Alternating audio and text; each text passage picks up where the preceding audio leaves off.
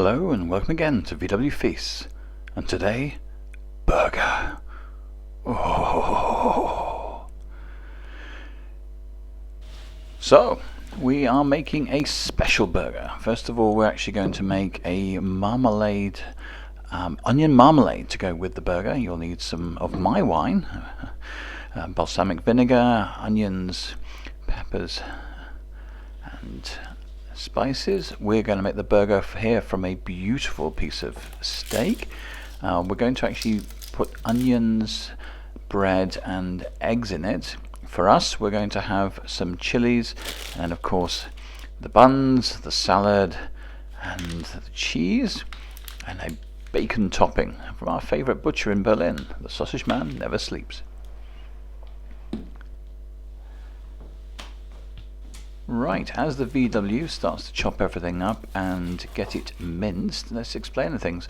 We're in week 4 of lockdown now, just going into week 4, and we wanted to do something for our neighbours. We had a bit of a balcony discussion last night, and we decided that we would actually make them some kit to make the burgers. So what you're seeing made, we're making enough for 6 people, although in the ingredients we'll just put the measurements down for 4. What we're doing here is taking this beautiful piece of meat and mincing it with this quite incredible mincing machine. As you can see, it crushes things and then forces them through the die, creating the mince. A lot of debate about how to make a burger. There are more burger videos on YouTube than anything else. Here is our version. This is one that we quite like. The burgers on sale here in Germany tend to be pure meat and they're quite dense and heavy. What we traveling, we found that the Japanese burgers are very nice and very finely ground, very finely minced, and much, much lighter. And so this is that sort of version of a burger. And therefore, that's why we're adding the other ingredients to the meat. A lot of debate about what sort of meat, whether you should be using different cuts of the animal to balance. Here we're just using a nice bit of entrecote. As you can see, the hand mincer is a lot of work. Maybe you have a food processor with an attachment. That would be better.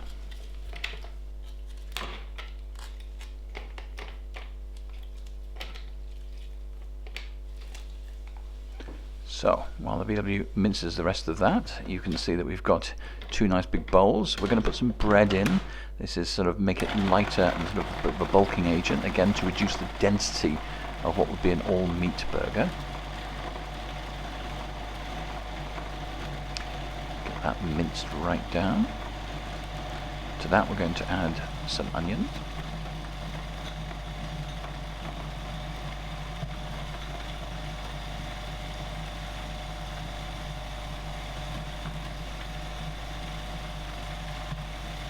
We're going to make 2 batches. We're going to make a batch for the neighbours, which don't have chilies in, and a batch for ourselves, which really will have chilies in. The chilies are entirely optional.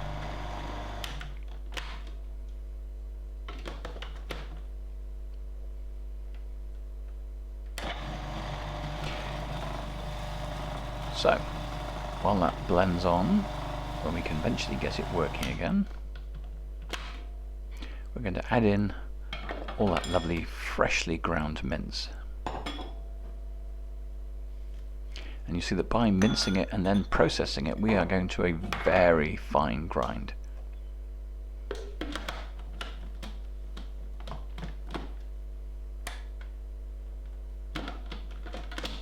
These are very complicated, these food processors.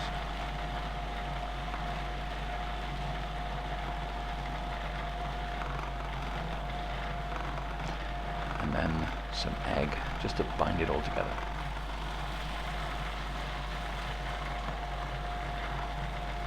So the scales are out because we've been weighing all the different amounts that are going in. And what we're going to do is divide this up, as I said, into 2 batches.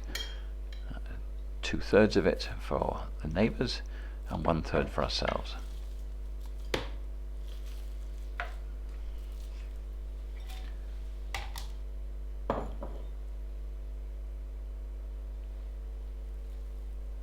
Yeah, a little bit too much in that pot. So to ours, we're adding a lots of chopped chilies, just to give it an extra bit of spice. Our neighbours, being of more gentle palates, have been spared. And finally, we take that beautiful ground mince mix and put it into a burger press. VW was so happy when she saw one of these in the shop, we just had to buy it. Pressing out the burgers nice and firm so that they will cook in the pan.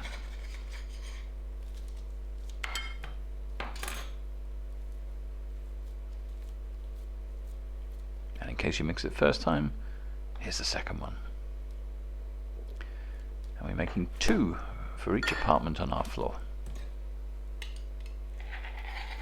These, put in some baking paper and just put in the fridge just to chill down. Just makes it easy to handle. Okay, next part of the assembly will be to create this onion marmalade, or relish, or whatever you want to call it. So, chopped red onions.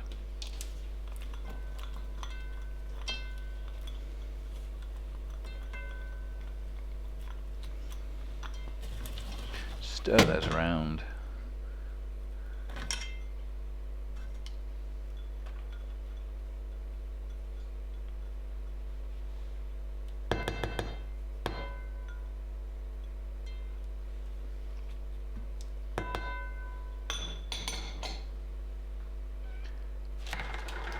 And again, a bit of baking paper to ensure a seal, and just gently simmer.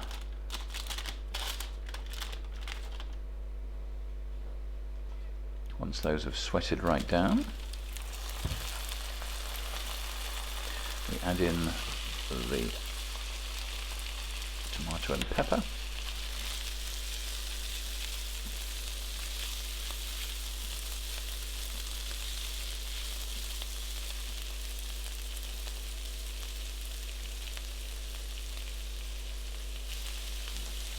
And that beautiful balsamic.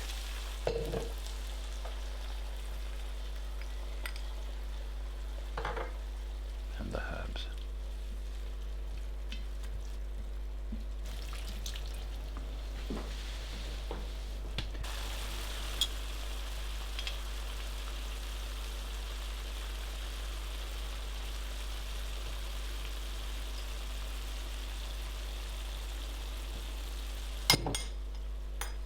My mistake. The first thing we added was my red wine. I'd wonder where that gone. Now we've added the balsamic. Okay, put that to one side, and now we start to cook the burger. So into a pan goes the very last of our olive oil. Better add that to the list. So we'll put a little bit more oil, rapeseed oil, just to make sure we can cook. Probably don't want to use a virgin olive oil, that will start to flavour the burgers a bit too much. And simultaneously, we're going to toast off some brioche buns.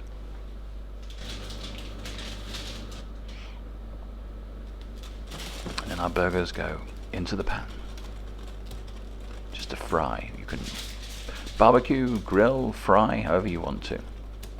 We're frying because that's where the camera is.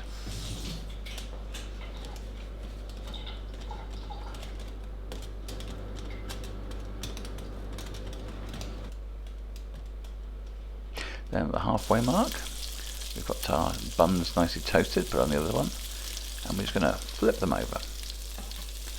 Just going to do them once either side. You don't want to keep flipping burgers back and forth. And then put the lid on just to let them steam through a bit. On goes the bacon. We'll cook that down nicely. And then we're ready to assemble. There's your cooked burger and bacon, and your toasted bun, and your onion marmalade. So a bit of the marmalade.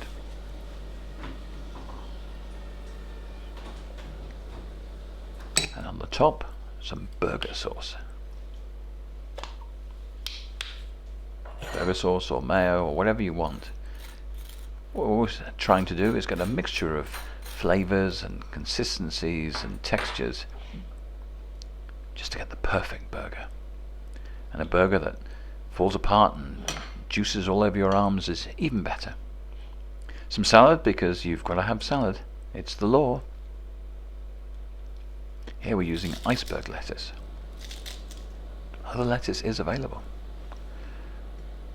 And the burger, that beautiful bacon. And here we've used streaky bacon.